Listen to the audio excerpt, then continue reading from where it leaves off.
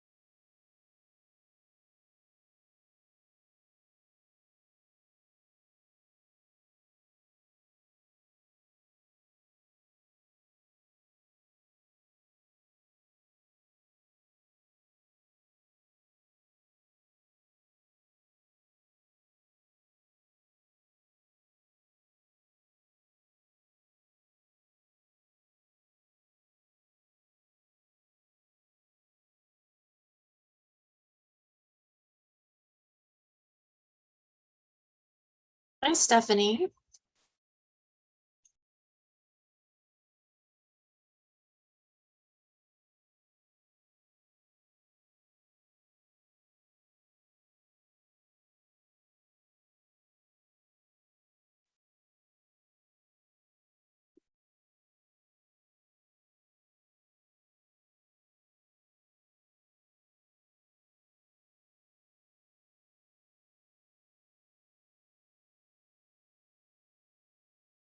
Hi, Ann. Hi, Shanoa.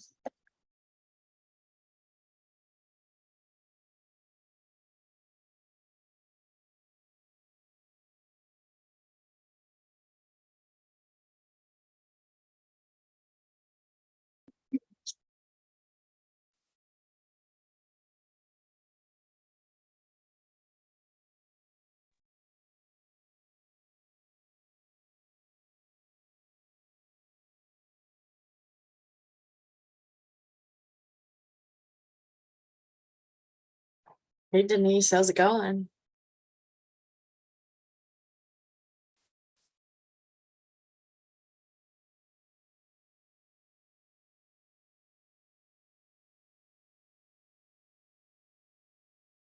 Can you hear me, Denise?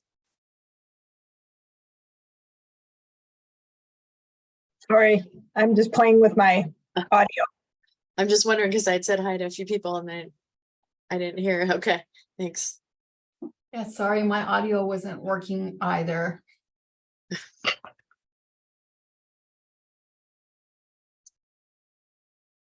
Hey there, Denise, how are you? I'm good. How are you, Miss Stephanie? Oh, I'm 6 feet above ground, or not 6 feet, but 5 feet, 6 inches above ground. That's about Well, all I'm I only can 4'11" say. above ground, so. I'm not 6 feet under. Although sometimes I think that would be easier. Oh, I'm sorry. We had our meeting, or we call it a huddle with GME this morning. Mhm. So contentious and so anxiety provoking. And I'm not Aw. sure any of my newbies will even have a freaking parking spot when they get here next week. And I wanted to just like throw up. The whole thing just made me crazy. Yeah. Yeah, I know what that feels like. I know I had to go to our GMEC meeting this morning, might be my last one. Because my 2 years is up, but I also volunteered to stay on it if nobody else will join it, because, you know, they have to have some program coordinators on there. But we had to listen to all this stuff about like this wellness initiative they have where people can go take pictures around Gainesville and submit them. And I'm thinking, I do not have time for this. I do not have time for this. I have so many important things to do. And here I am listening to just drivel. I'm sorry at this point. It's like drivel. So what's the point of it? That you would take pictures of Gainesville to attract people? Well, I don't know. I guess to familiarize yourself with the city or something, you know. Yeah, for But- their wellness, And for then their like when they do wellness. it, after they submit a certain number of pictures, they get some free, you know, UF plastic cup, or if they do everything, they get some jacket or something. You know, I guess people who aren't busy have time to do that kind of stuff, but here, and none of my residents, I'm sure none of them even got the, you know, plastic cup, much less the jacket. I think I told them all about it when they started that, and I'm sure they went, hey, thanks.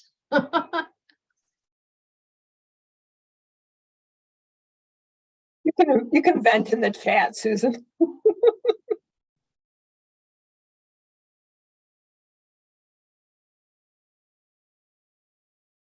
So basically, we'll just open it up for anything anybody wants to talk about, because clearly I could just continue to spew for the next hour.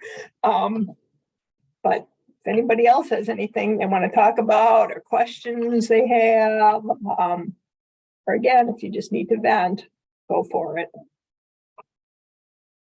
Well, there's not enough space in the chat or time for me to do mine, so. But I had questions about, I don't know what I don't know yet on graduation. So, you know, there's a standard excerpt forms with the verification of experience, their GME cert, and, you know, we were making copies of their files.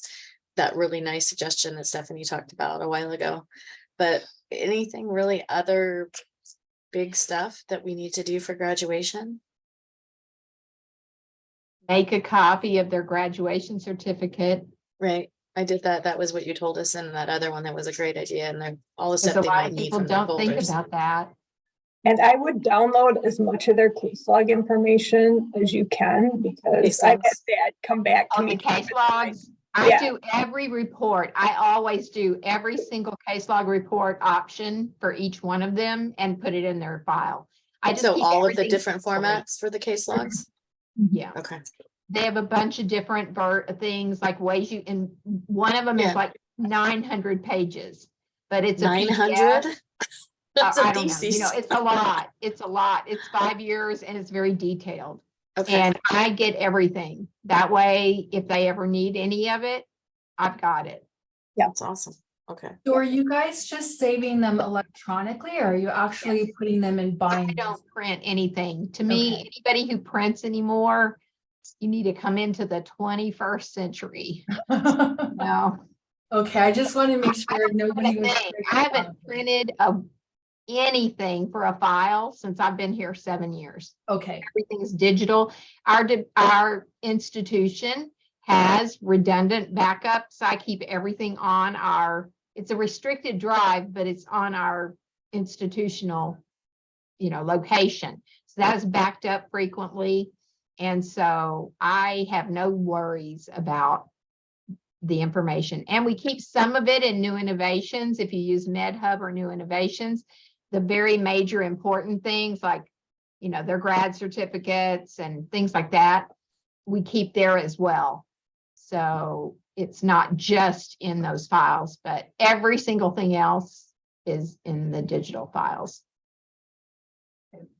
I will print like the you know, like Stephanie said, everything is in MedHub for us, and our GME office is really specific about what they require us to have in their files. in MedHub. I will print the very barest minimum, however, just because we have files going back from the beginning of time to put in the drawer. But if you have a resident who has had like some kind of remediation or issue or dismissal or anything like that, I would wholeheartedly recommend that you print everything. So that just in case, that you can always say, when you leave, there is a copy there for the next person that comes along that has to look through it. Yeah, that makes sense. Yeah, that's a good idea. And then, like in New Innovations, I don't know about MedHub, but in New Innovations, they have that exit graduation checklist. That's something that our GME office does, and then they release stuff, and we just have to verify they don't have any chart errors or unfinished charting. Something else I was going to ask you guys about graduation. Oh, this form, this GME, I found this GME, what do they call it? AHA, ACGME, OPDA, VGMET, graduation form for verification of experience. Have you guys seen that? The VGMet, Yeah, what you're talking about, yeah, we're Yeah. required to actually fill one out and keep it in MedHub for our residents. okay. And then, you can choose to use that as verification. I fill out whatever forms people send to me because I don't want to go back and forth with them when they say to me, we won't accept that, because you know that they will. Oh, Even yeah. The office says to us, they have to accept it. Yeah, okay, well, I'm not the verification police. I can't make them accept it. Right. Yeah, I'm like that. I don't do the form ahead of time. They don't make us do it. We don't really use it here, I guess. And Okay, I just do the forms as they come, the ones. just they the want. regular verification. of Just whatever experience. they ask for, however they Okay. ask. Some ask for it like an electronic thing, and some want it, they want a PDF and they want you to fax it to them, or, everybody has a different, depending on what era their technology is in. XYZ generate. Aren't we out of Z now? Are we gonna have to start with double digits generations? Are we in AA generation now?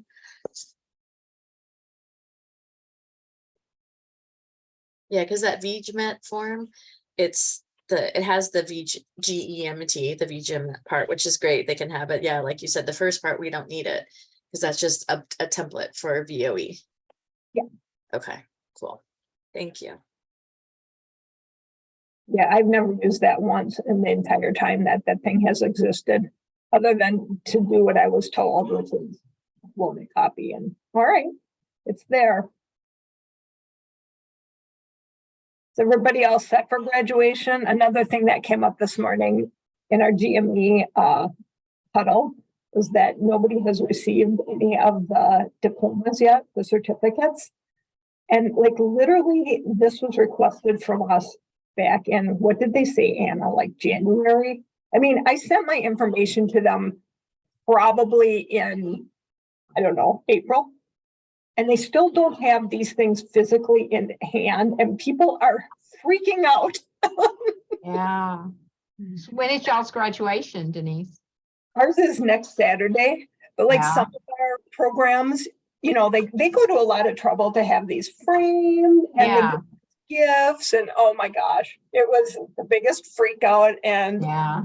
that was the one thing that Jamie then kind of turned around and like scolded us for. Like it was somehow our fault because some program didn't give them information, and I was just like, So are they waiting till they have it all to print them?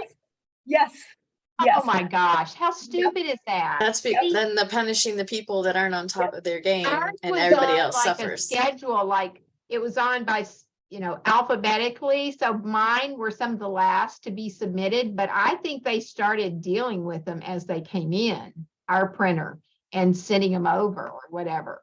So, I mean, how ridiculous to wait till you have all of them. And somebody said just what Susan said. So we're all being punished for the few people that don't turn it in. And they were just like, well, apparently. It's like, well, that's not the answer. I mean, it makes us all look so bad. Right. We do the best that we can do, and then we're waiting on somebody else. And Well, And and you don't even know for sure why. Like, what if they have like a new coordinator who doesn't even know that they were supposed to have done it? I mean, things happen like that, I came into this job a month before graduation, the year I started. And I guarantee you, because the people here in this department did not know 90% of what anybody in this position would need to know. And so if there was something that I needed to do, I wouldn't have known. I mean, there were things I just sort of stepped into accidentally. We had some guy come in to do an externship with us, and somebody in the GME office kind of scolded me because I didn't give them the information sooner. And I'm like, excuse me, I just got here. I couldn't give it to you any sooner. I just found it. I just happened to find it, or whatever. So, I mean, that's the thing. That's really on them. They don't have a good system and they need to improve it. I have to say, at least our GME, they're overall, for those kind of things, trying to make it, not make it more cumbersome for us. Now, I will say we also have some people who, like, they review things and create templates that are just a nightmare. And, they've never done goals and objectives. They just know how they should be done, or whatever. And it's just, some of the people are challenging in our GME, but overall, they're pretty supportive.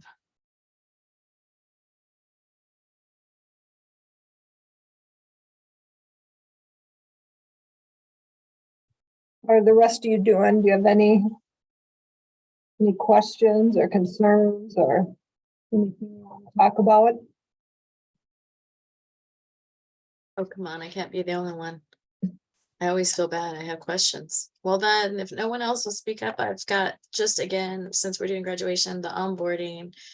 I guess my real question about the onboarding was, after they do the, the primary hospital and all the GME things that they need to do, we really are just like setting them free, right? Just, there's no other, after that first week of orientation, getting all their IDs and badges, their, the Lawson for their EHR, EMR. I mean, then they're just, it's business as usual, right? Nothing else takes place. We don't do anything else, really. I like it. Nose. Okay. And then what about PGY 1 to 2, 2 to 3? We have checklists in new innovation, but that again is just, they go through the checklist, our director signs off, and they're good to We don't go. even have a checklist for one Oh. to 2, 2 to 3, 3 to 4. We don't have any kind of Just- checklist even. Okay. Do we change that in web ads too, or does that automatically Yeah, roll you over? do change it, but you have to wait till after the rollover, which is like later this month, I think. So yeah, because ours started on like 1 July, like the academic year. So we wait, and then like the next day or something, Right, we have to automatically roll them Right. over. And we Right. just click it. We don't have to write a letter, upload anything to it, to web No. ads. Awesome. Hey, Shanoa has her hand up. Yay. Yeah, I actually have a couple questions. It's not super towards graduation, but I have a couple questions if you guys know anything about board certification, and if you have someone who is kind of coming, or like has met their weeks, but by the very skin of their teeth are like barely making that minimum. And if like, what would I do for that graduating chief? And then the other question I have is, if I have a PGY1 who's done an intern year at a different location, and we possibly want to make this PGY1 a PGY3 right away, is that even possible because they've already done like an intern year and then they did their first year here? Or is it like not even possible? Or could they make up time at the back end? Did they do a year of urology? They've done 6 months at this point of urology as an intern. I don't think there a you way can to make skip that a up whole at the year of urology. I Okay. don't think that would fly at all. No, Okay. would I let them loose to be a PG3? My God. I know, right? Yeah. Okay. I can't imagine you would want to, but I don't think you could do Okay. that. even if like the time was made up on the back end for the year, or like did an extra 6 months on the back Well, end. you'd have to for get a that? complement increase to do that extra 6 months. So you'd have to talk to the RRC, the ACGME. You'd have to go through the ACGME and ask for a temporary increase to extend their training for Okay. however many months. You definitely would have to do that, and you'd want to do that before you made them a 3, I would think, because you don't want to assume they'll approve it. No, the Okay. RC will notice if you have stuff that is not correct. Like we had a resident who did not promote it, and I did not ask for a compliment increase because I had 4 residents in one class and 2 in one class instead of 3 and 3. I didn't even think about it, to be honest. And they reached out to me and said, hey, we noticed in ads that your compliment is off. And so you're gonna need to ask for a compliment increase for that. So they were nice enough to do that and not give us a citation, which they probably Yeah. could have. Okay. For our program, we got a compliment increase. So our 3s only have 2 when we're allowed to have 3 in that. So I don't know how that works, if it has You'd to be have to like, find a 3. You'd have to find somebody at that level, because we just did that. We just lost somebody, and then we found somebody and they had money, so we applied for the temporary compliment increase so we could hire them, and then we were able to hire somebody to fill the spot. But you've got to fill the spot you have. You can't got it. rush somebody into Into a it. year. You know, they won't approve that. I feel completely sure. Okay. Cool. And as Thank you. far as the board question that you had, you can actually write to the ABU and I mean, if you need to ask that specific question, you can just send a letter to, I don't know if Amy Woodson is still there, but you could definitely ask that question of them. I had a resident who took a maternity leave in her chief year, and so her dates were off. And all I had to do was write to the ABU and say, she will have the amount of urology that she needs when she is done. It's just that she'll have a week less in her chief year because she's taking this leave, and it was fine. They let her graduate. It wasn't a problem. You just have to explain the situation to them. Okay. Cool. Thank you.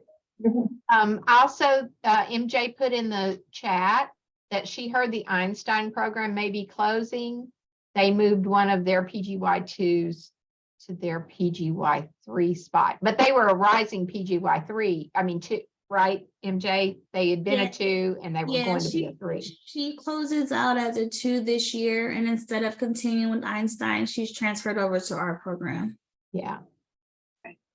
So I don't know the whole reasoning, but I just heard something with Einstein is not going well, and their residents are like scattering to move around to other programs. So maybe Chenoa, if your PD reached out to that PD to see if it's true or not, they might have a resident that they would refer over to you, and that makes it a ton easier. Okay. Perfect. Thank you.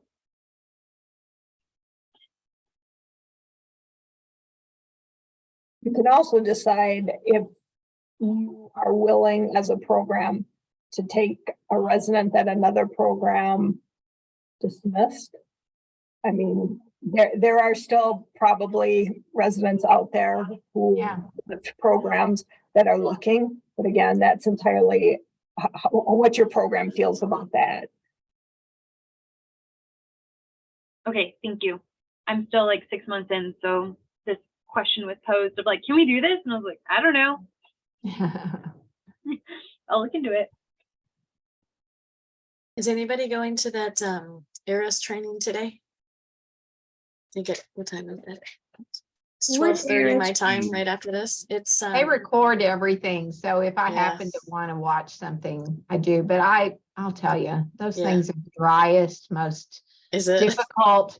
They're the most difficult things to watch I've ever Yeah, watched. it's called ARIS 23 season and DWS my ARIS training. Something like that. Well, what's everybody heard about oh gosh, what is it called? The new online interview Thalamus? Say that again? Is it Thalamus from the AA? Thalamus, yes, that's another training I signed up for. I'm like, AAMC is saying we're suggesting virtual again, but they're not making everybody, you know, Right, follow and that the guideline. SAU hasn't made a And the call. SAU, right, hasn't My called in. institution did. I'm shocked no one else's has yet. Your You guys are institution using what? Thalamus? Yeah, no, our institution said everyone has to do virtual interviews. Oh, your wow. institution directed you. Yeah. Yeah, well, ours said, well, you can do whatever you want. So that's great. So the GME MJ or like the College of Medicine at your school? No, so I'm at I'm affiliated with CASE, but I'm under University Hospitals Cleveland Medical Center. So University Hospitals has said to everyone, all interviews are to be, that doesn't go for the fellowships, of course, but it does apply to all residency programs. So Well, I'm still hoping we go virtual. We got budget issues this year, so I'm hoping the money we'll save will speak Yep. to our chairman and he will Yep. let us be virtual again. And I feel like that's the only reason they did it, because of all the budget restraints. Like they're like, think about all the money the programs spend on the applicants. a And they're lot. not gonna approve that. It's Has a lot anybody of used it yet? Thalamus?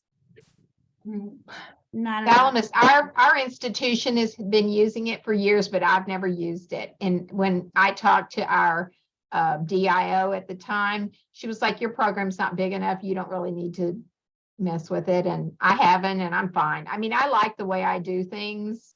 I'm easy. I'm glad to embrace change. I have no problem using something that'll make the process better. But I like to be able to personally reach out directly to people and have them reach back to me. I don't want to be going through, having to go check my ARIS account every day or whatever. And I tried even using their messages a few times when I first started using it, and it just wouldn't format right sometimes and all that. So, I just, That's what I'm afraid of. Yeah, I'm just not doing. And if you're doing virtual interviews, Thalamus has their own like Zoom. And so if you were using that, then maybe it would make it easier, better, something. We use Zoom if we have interviews virtually. We aren't going to be using Thalamus. I don't think anybody here does. I don't know for sure if they do. But there were some issues with it initially. I don't, again, know if they've got them all fixed. But now I know how to use Zoom. So I'd rather not.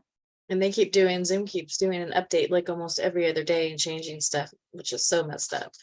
But going back to what you were saying, Stephanie, the SAU, if they come back with something about virtual versus in person that is the opposite of AAMC, we follow SAU, not We do what the AAMC. SAU says. If they make Okay. in other words, here's Dr. Moy and I talk about this frequently. He doesn't think the SAU is going to say one way or the other. He thinks that they will say you can do whatever you want to do. Because he doesn't think they will mandate, for example, they can't really mandate MJ to have in-person interviews if her institution has said she has to have virtual interviews, right? They can't mandate that. So that puts MJ having virtual interviews when they've told everybody else they have to have in person. So he doesn't think they will mandate virtual and I agreed with him because I said, after I went to SAU and I heard how vocal the people who wanted to go back to in person, which I disagree with, but they're very vocal and they, in my opinion, didn't have super good reasons for wanting to go back. I think a lot of it was nostalgia for how we've always done things. But again, that's a hard thing to overcome, especially if they're high up in the decision-making ranks. So, but I don't think they're going to say something that's going to go against what those people want to do. So that's why I'm afraid they're going to just say, you can do whatever, which is going to be, excuse my French, a shit show. you No, know. I agree. And I think that's the big student thing too. I've been to a few of those student resident meetings and I'm on the first next step panel for AAMC about, you know, the USMLE pass fail. I'm on that membership board too. And none of the students absolutely want it. And then a lot of leadership wants it in person again. Right. You know, they feel like it's just, you probably heard my PD speak at just the last AUA and the SAU, very much for in-person interviews. Oh, yeah, I mean, I was really surprised by how many people were so, including MJ, gung ho for Go MJ. in-person interviews. But the thing is, I think that we have, you know, they've been talking about this before COVID even happened, about cutting the cost down. It's too big of a burden and waste of resources and all that. So here we have this perfect opportunity. We've done it. Nobody at that meeting said, our matches have sucked ever since we've been doing virtual interviews. If they had said that, if I heard that from people, then I think that's a reasonable reason to say we need to be in person. But no, and I can tell you for us, we've been very happy with our matches. We have not had any issues anymore. We've done in-person issues in interviews and had people with some issues. I mean, you are just not going to be able to cut off that at the pass. That's just liable to happen. It's kind of just the law of averages. You're going to eventually get somebody with issues. So, you know, that's the thing. But there's a lot of, and you know, I don't know if you've ever heard this, but urology tends to be very behind the curve with our, you know, we are not at the head of the ball. We're not ahead of it. We're behind it. And so, you know, I don't know. I mean, I think luckily, hopefully this is coming from Dr. Terrace, and Dr. Terrace is fairly high up in the SAU, I think. You know, Kim Maddox thinks it would be horrible if we can do either, right? Or if they suggest some hybrid thing. It will be horrible. It will be. I agree. I do think they could consider, and maybe that's what they're doing, I'd like to think, if they considered virtual interviews with programs turning in their rank list, and then a month later, candidates turning in theirs, and giving them a month or so to actually go visit any program they interviewed at that they want to know more about. And then they'd be able to talk to the people and see the people, because their visit wouldn't have any, you know, impact on your rank list. Yours is already in. But I will tell you something I heard at not this year's SAU, but the year before. But what if we notice something about them when we meet them in person? The way it works, you know? Lucky, you know, that's the way it is. You might or you might not. I mean, you can't go with every what if, you know, it's kind of like whatever my mom used to tell me when I was a little kid, and I'd say, what if? And she'd go, what if bullfrogs had wings? Oh, the one my mother used was, what if earthworms had Uzis? Yeah. Yep. You know, so, you know, I was just like, are you kidding me? Really? But anyway, so yeah, we haven't even picked our dates yet, because we'll do a different, we probably won't do the same dates if we're in person. And I feel like if they has to talk to our chairman about this, but if they give us a choice, he's kind of leaning toward thinking our chairman will want to do in person. Because again, you know, that always just seems like it's better, right? Maybe isn't better, but seems like it is to some people. So I don't know. You know, I wish they would say, I've emailed them and asked them, and I wonder for got some of us if, you know, it's easy for them to interview with as many programs as they possibly can, right or wrong, when it's virtual. What's going to happen if we decide it's in our best interest for them to come visit us here in Madison, Wisconsin? It probably is, because they don't know anything about Madison. And I think seeing it in person is a real positive thing. Mhm. However, if there are programs that are offering virtual, is that going to then harm us? Because now it's like, well, I can interview with XYZ virtual. Why would I fly to Madison? You know, if I'd interview with them, if I could do it virtually, but if I have to get on a plane and get into their little, county airport, Right. maybe not. Right. Well, and that's the problem. If we don't all do the same thing, Mhm. someone is going to be disadvantaged. at Right, that's program what I wise. was talking about it in the chat, the equity issue. That's what the students are already saying. Well, this is an equity issue. It's not fair. I can't afford to Well, fly it's to not all fair the to the schools. students. It's also not fair to the programs. Well, yeah, will but that tell won't you, count. We don't count, the students count. But the programs, I mean, they don't count in the big picture, but they do count to the program. Obviously, Of course, Denise's yeah. program cares if they're going to get people to interview there. And with virtual, and there's two sides of that, because obviously you can't really gauge how interested someone is in your program if you do a virtual interview, because as long as they can get it worked out, they could interview at a lot of programs. So you are likely to have a lot of people who really aren't that interested in you, but you are just like their fail-safe. Like you're going to be the number, 28 person on their rank list or however many interviews they had, but they're going to go ahead and do it. Whereas when they come in person, they got to pretty kind of be interested in coming to your place, because they're going to be spending some money, spending some time. It's an investment. So I can see both sides of it, but so there's no super easy answer, but I personally still lean to the virtual for mainly the equity reason for the students. Because, I don't know if you heard it, SAU, one of the doctors just said, well, they can borrow more money.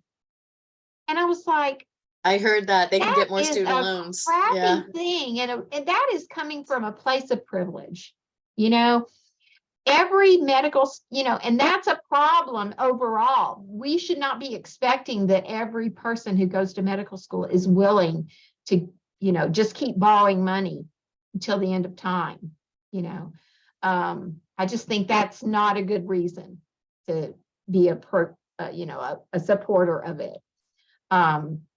So, I don't know. I wish they would decide though, because it's really, late in the year for us to not even know what dates we're interviewing. You'd think that they would all understand, considering it is them that, in a lot of cases are doing the interviewing, that if we don't start picking dates soon, it's going to be harder than hell for us to find a date when, whatever, 6 of our faculty are available at the same time. Yeah. Like, come on, how do you not know that? Like, you know what your schedule's like. Yeah, no, you're right. And the thing is, for us, for example, our rotation season's about to start.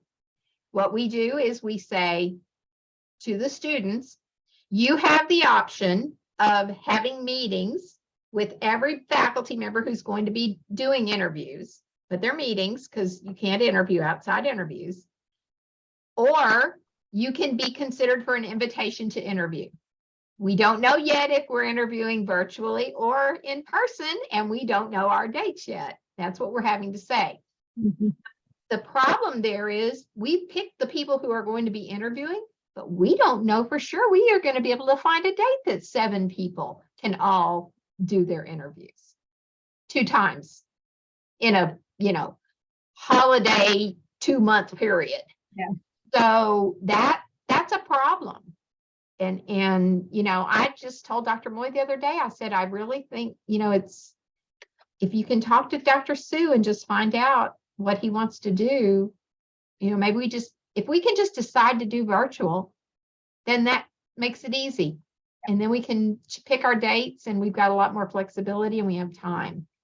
Hey, But, Michelle, who were you asking? How many? Sorry, guys. Michelle was asking how many people do your programs interview?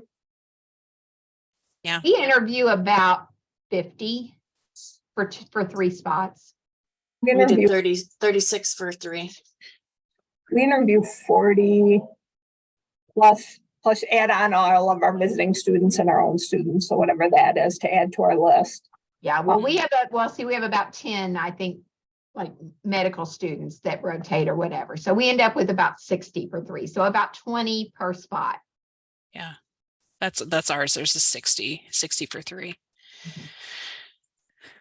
I thought it was outrageous. I was like, that's a lot of people, but Well, it's hard for us to interview less when we can interview more, and especially when it's virtual.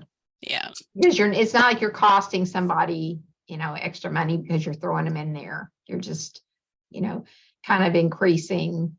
Dr. Moy always just starts getting nervous. Yeah. He starts like, I don't know if that's enough,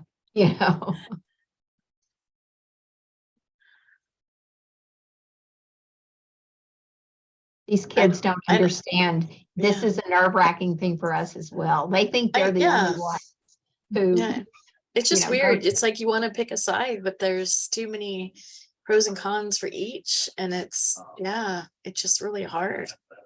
To find well, out, I say the equity issue is the biggest one to It me. is. Yeah. And the students not having to incur, More debt. more debt. And the thing is, that's if you were at SAU again, they had that group of panel of people who had matched, had virtual interviews. And then one faculty member gets up and says, well, those are the winners. What about the losers? How do they feel? Well, I can tell you how they feel.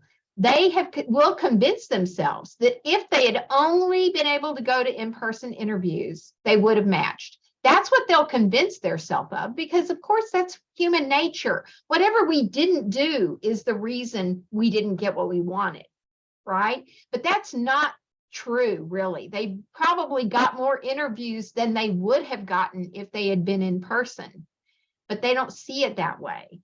And so, it's the equity thing is real. And then I thought to myself, okay, but what about those 25% who have to interview again the next year? So they've already spent thousands of dollars and didn't match, and then they got to do it again.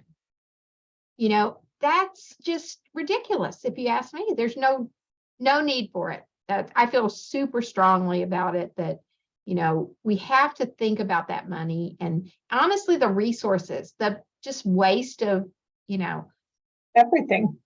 let's That- just don't, we wouldn't go throw a whole bunch of plastic bottles into the ocean just because it was easier, right? We don't need those people traveling just because that's the way we've always done it. And that's kind of where it's coming from with a lot of people. It's just like, they're just more comfortable. And I have said to our faculty here, we have to think like they think, like these kids think. They do everything online. Somebody at SAU, she bought her house sight unseen. I mean, she saw a video of it, but she didn't go see it in person. These kids are really comfortable with seeing everything online, learning about things on the internet. So I understand that somebody who's 50, 60 years old may not be that, they may not understand that because they used to go to the mall and look at everything and touch everything before they bought something. But that's not what these kids do. So we're comparing things in a, like I say, nostalgic way instead of in the way that we need to be looking at it. And that's, how they look at it. So I don't know. I wish they would decide. I don't know when they're going to, but surely we thought it by AUA they would, but they haven't. Yeah, I agree. It's stressing me out too for them and for my PD because I have both sides. Hey, my GME office is getting a clear visit in about a week or two, right in the middle of graduation and onboarding. Haha. Is there anything I should be on the lookout for, or see you're sending a resident, a faculty member, and a PD as a representative for a department? But is there anything I should be on the lookout for, or try to get information from while they're getting that visit? They should tell you your GME should tell you what they need and what if there's. Yeah, they just anything asked for that staff I just mentioned. That's all they've asked. And you gave them like contacts. So they're probably Yeah. going to contact them and they're going to say, you need to know this, this, and this, or whatever. They're going to. Yeah, we'll contact them. Okay. Because I mean, I gave them all the link to the Clear website on the ACGME, but I've never I mean, that's just a site visit for GME, right? Like a site visit for us, but it's their Right, site visit. typically what they'll do is they're gonna go around in the, talk to people. Sometimes I think they do it, it's kind of random people. They'll stop somebody randomly and ask them a Like question. Joint Commission. about, Yeah. Uh-huh. whatever. And then they'll probably have some meetings, and that's probably why they wanted specific people. But your GME is they're gonna prompt them ahead of time. They're not They gonna will, just have them okay. go in there cold. They're gonna make sure that they have some idea about what they need to know. And I don't know why, I think they get to pick blackout dates. So that means your institution decided to do it during this time. Like ours would have been like, nope, That's not what that- I asked. I thought my DIO could choose blackout dates just like we could for a site visit. And I thought, why is he trying to challenge his people? Like, this is onboarding and graduation, and you picked a site visit day. Like, I wouldn't have done that. Maybe when I was in the military, I would have, because that's how it works there, but not unnecessarily cause that kind of stress. Yeah. That's crazy. I can't even imagine.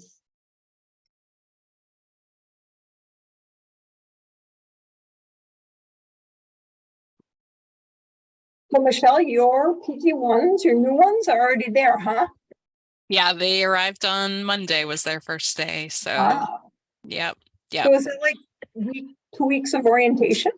Yes, 2 weeks of orientation. Yeah. They start June 19th. So Clinically? They start clinically? Oh, Y'all pay them? mhm. Yeah, see, ours have to do some orientation and onboarding stuff for like a week before. They used to not get anything at all. Now the GME gives them $500 for officially for attending the orientation meeting that's like on the Friday before or the day before the first. I made mine get here. I told them they needed to be here by the 19th because there's just some stuff they might need to do or whatever. And I just don't like to wait and make take a I chance. wondered They about don't get that. paid until starting on the 1st. Well, that's Yeah. what I wonder too. We're asking them to do all that stuff ahead of time, all those innovations, checklists, or in whatever the other software program is.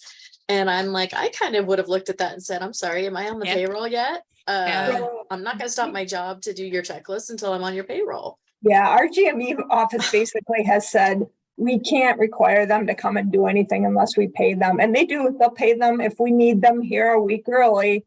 They'll, Yeah. grudgingly pay them, but they know that they legally have to pay them. So. Yeah. Yeah, no, they're paid here. They started Monday, so they're paid from the 5th of June through. Well, that's nice. Yeah. But my urology is with general surgery. So general surgery has got a lot of the responsibility of actually booking them. And I'm just basically trying to interject at certain points. We have free lunches. See, where- that's kind of what I don't do really any like orientation or onboarding or anything. We used to be with general surgery, obviously. And then when we weren't, I knew the coordinator very well. And I was like, can we still hang out with you and Yeah. let them do this stuff? And they let us, and they still are letting us. She left, but the new person that took over, is like, yeah, okay, you can. Yeah. And because I couldn't provide for them the kind of content that general surgery can provide for them. Yeah, we They do have that a too. lot We're more piggybacking. resources and, Yeah. I'd be going, hey, here are your white coats and your fob. See you on July 1st. So thank goodness. But the thing is, I guess, we're not obviously going to fire them if they don't show up and do it, but they just do it because I tell them they need to be here and do it, and they do it. So they're just assuming that they'll get in trouble if they don't. And I met with them yesterday, I had a Zoom meeting with them, and I just said, I just feel like you cannot get too much information. Doing this stuff with general surgery, I think it's going to be helpful for you just because it's information you would not otherwise have. Yeah. So, Yeah. I'm kind of the one who's decided to keep it going. If I told Dr. Moy, whatever, he'd be okay. If they're getting everything the GME requires of them. And we don't, but because this isn't required stuff, but I look at the orientation list and I go, well, that's going to be helpful and that's going to be helpful and that's going to be helpful. So I want them to do it, Yeah. I and they're am kind of like Jay. kids. They're kind Yeah. of like kids. They might not do it if they just left to their own devices. Oh no, I'd rather have an extra. They already were asking me in the meeting. So, since July 1st is on a Saturday, Yeah. we were working. Yeah. And I just said, well, it's been a while since we had a Saturday start date or a Sunday. So I said, well, I'm not sure. Let me just check. So I checked with general surgery. She doesn't have their schedules yet, but she said, yeah, they should need to plan on working on the 1st. I checked with our chief resident, rising chief resident, and he said, yeah, they're gonna, probably do part day one of the days. Yeah. We don't do a lot on the weekends, but the person on urology, but I was just kind of laughing because it was like, you've been off for all this time. Am I going to work on my first day? You'd think they'd kind of want to, but it almost sounded like they were hoping they weren't going to. So I thought that was kind of funny.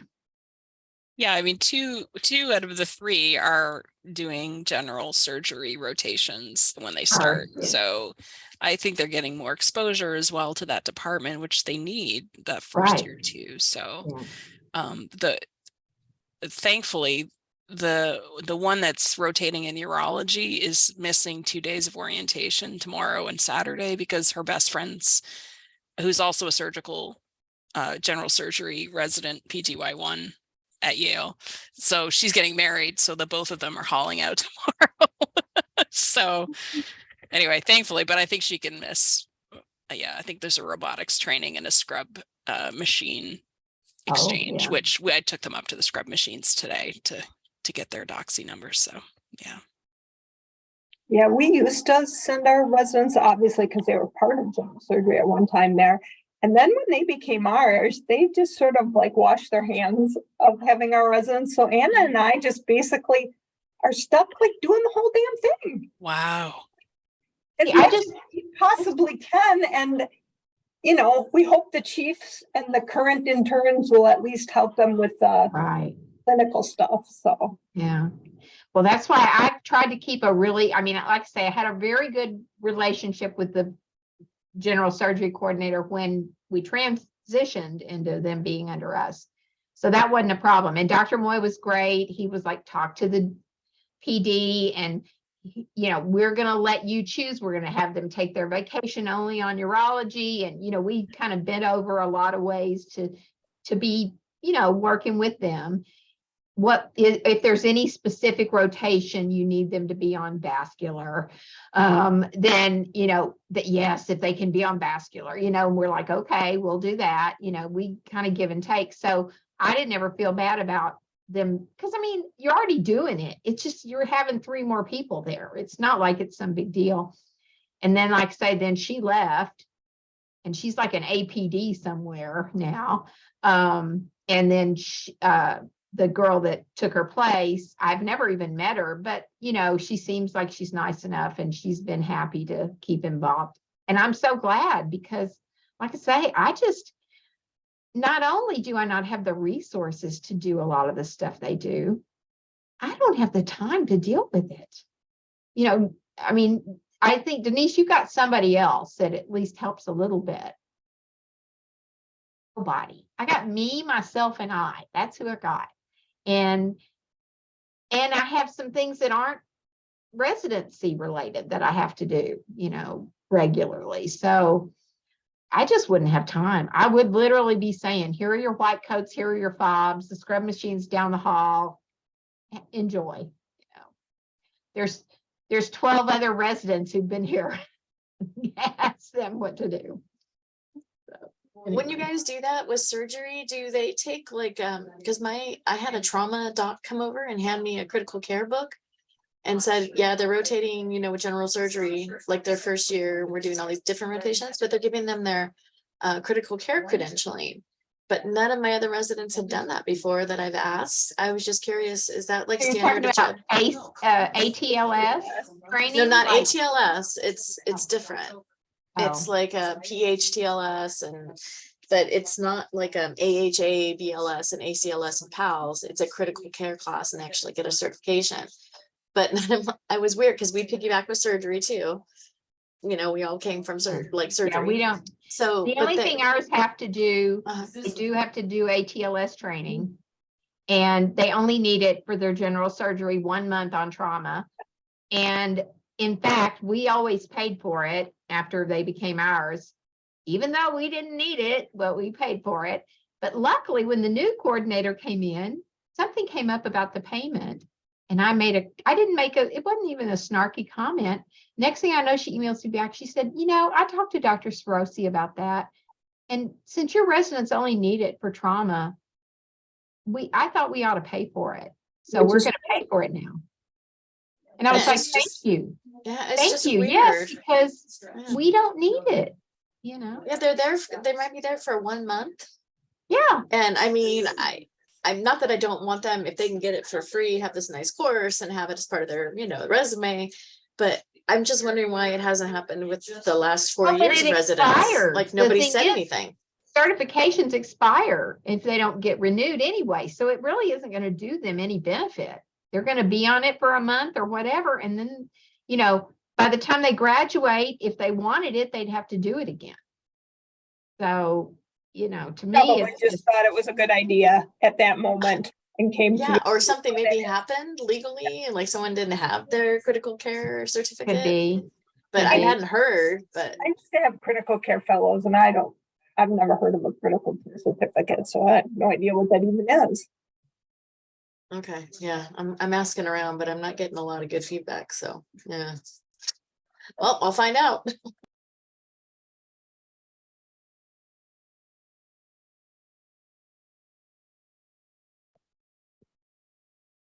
Do we all get a month of vacation after we're done of this? Like, is that a thing? No, we start interviewing. Just who get a month of vacation? Where? Michelle, where do I sign? I'll I was like- I'll put it on there. Where's the, I told my coworker yesterday, like, forget interviews. Interviews were easy. This is insanity. This is, I think, much worse. Yes. I don't feel anxiety during interview season, but I will admit that right now I'm feeling kind of anxious.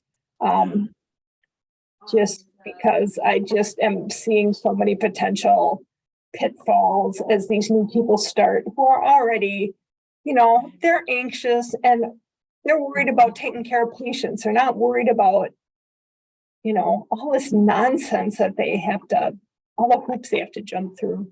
Right. Yeah. Yeah. And they get sent these emails that go on, it's like War and Peace. You just sent them an email that is like schools forever. I'm not surprised they lost interest halfway through and, didn't do everything you asked them to do. I like to keep it like bullet points, Yeah. These are the Right. things you need to do. Bullet point, sign this thing, bullet point, Yeah. look at this website.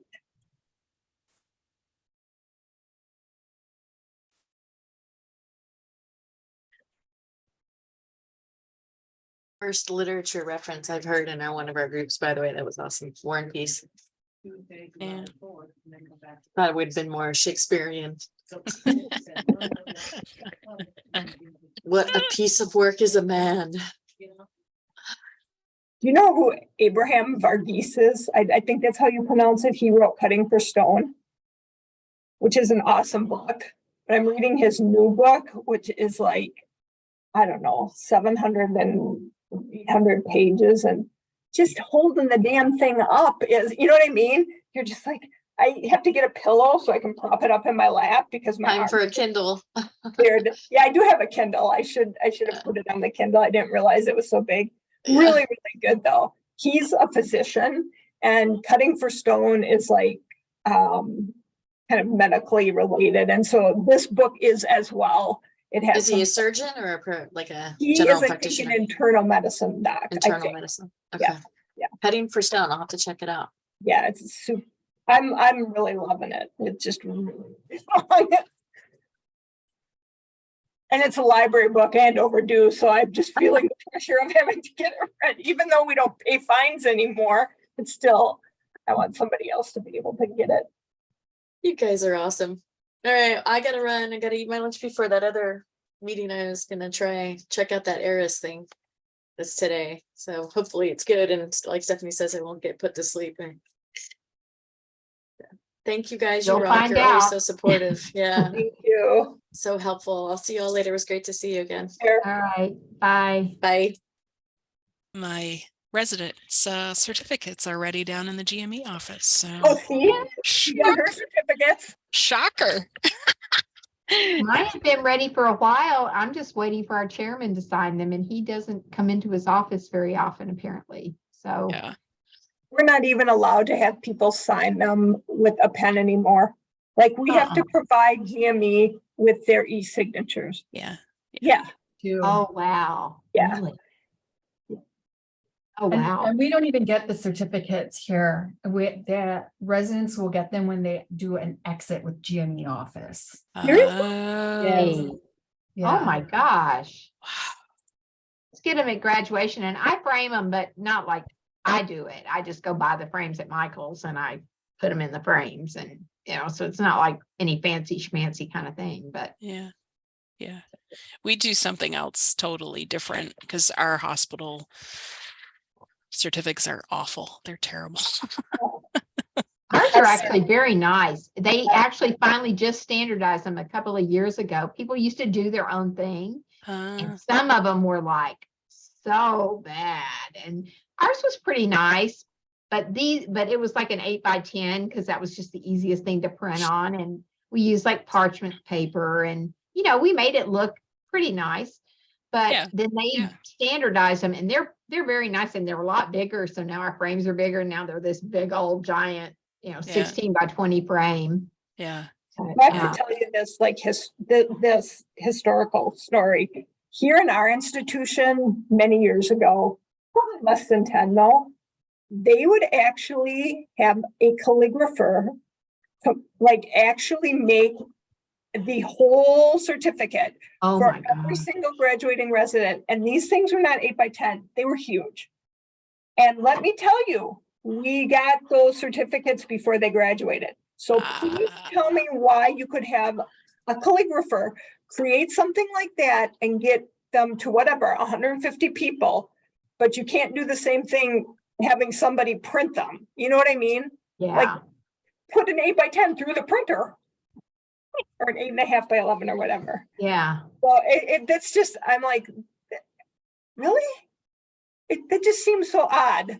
Yeah. Yeah. And that poor calligrapher, can you imagine just sitting there writing University of Wisconsin over and over and Oh over my and gosh. over and all the other verbiage that was on this thing. Yeah. That is crazy. It was crazy. Yeah. I And mean, yeah. because how many are, I'd say there's probably 150 that graduate. yeah, Yeah. yeah. That's a lot. Oh my gosh. Our GME office finally got out of the middle and just like connected us to the actual printer themselves. So we were allowed to work with the printer directly. And they sort of made the introduction, and then we did the rest. So that Well, sped it up a lot. I'm getting the feeling that we're not trusted enough to be able to do anything like that. Based on the little meeting we had this morning, they don't trust us to actually do anything like that. So I'm glad for you that they allow you to do stuff where you have a little control. Yeah. But then it sounds like Anne Marie, it's even worse if GME has to, provide it to them. Give it to them. Yeah. That's crazy. What Our do you do at GME graduation? Do you just what do y'all do at graduation, Anne Marie? She's not hearing. Just curious, because we give them, we present it, take pictures with the, Dr. Moy and Dr. Sue, whatever, giving them their certificates and all that. Yeah. We've always done something in addition to the graduation? Like, is it a med school picture and then a picture of the faculty and then all Yeah. of the faculty signatures underneath, and it's in this big We frame? do that. Well, we do a picture of the institution and then all the faculty sign a mat that we used to have a calligrapher do until I got here, and I have a silhouette. And so I volunteered to do it there to save the money and the hassle of having to take it and pick it up and whatever. However, now it is like the bane of my existence. I hate to have to do it. I do usually try to do 2 years in advance because I know like Yeah. who the fellow is and who the who's going to graduate next year. So I'm already ahead. So if I were able to retire between next graduation and the next one, I won't have to do it again. Ah. So that's what I'm Yeah. hoping for. Yeah. But yeah, we do that too, and we frame it. And Yeah. so we have a bunch of, and we give them a chair, We give them a chair those too. captain chairs. Although now, thank goodness, we have them shipped directly to them at Yep. their new place. Instead, we used to give it to them at graduation. We would pay the people that were setting up the graduation to move the chairs from here in our offices to the graduation place. And then the residents would have to figure out how to get it out. Oh, no. I want to deal with that after graduation. And what if they've already had a mover that's moved their stuff or who knows what, so I was like, maybe we could just have it shipped directly to them. We did chairs for our fellows last year, and I didn't even bring it up this year. I'm like, don't even anybody go down that road with me again, because that is not happening for all the reasons you just said. And then, have the poor resident go, I don't think there's any way I can get this home, much less to where I'm moving to. And I'm like, okay, then that's the end of this. Yeah. I mean, Yeah.